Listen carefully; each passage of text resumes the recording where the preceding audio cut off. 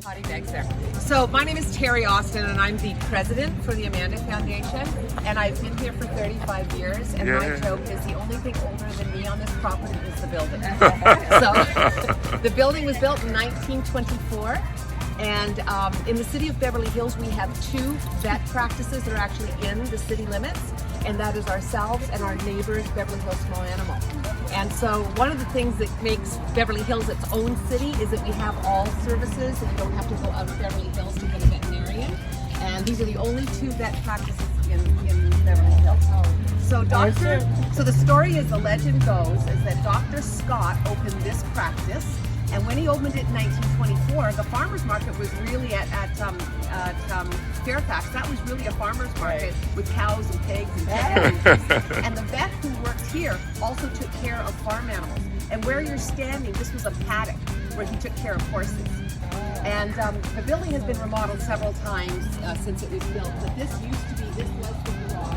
And Dr. Scott and his wife lived on the top floor. Aww. Because back in the 20s, being a veterinarian was not how you got rich.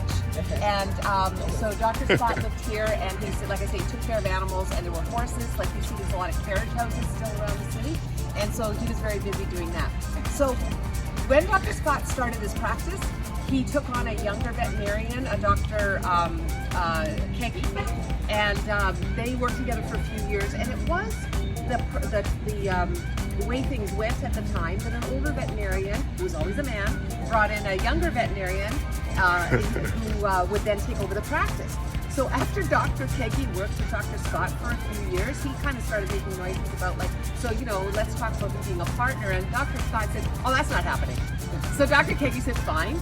He bought the property next door, 6 inches away, and he built his own practice. And his wife was one of the very first female veterinarians in the whole country. Drs. Kegi and Dr. Kegi and Kegi. And then his son, Dr. Kegi, also became a veterinarian, and now that Dr. Kegi, Dr. Kegi Jr., is retired, and 2 other veterinarians, Dr. Glove, Dr. John Winters, and Dr. Slero, run that practice, but it's still owned by the Kegi family, and there's a rich history in that building.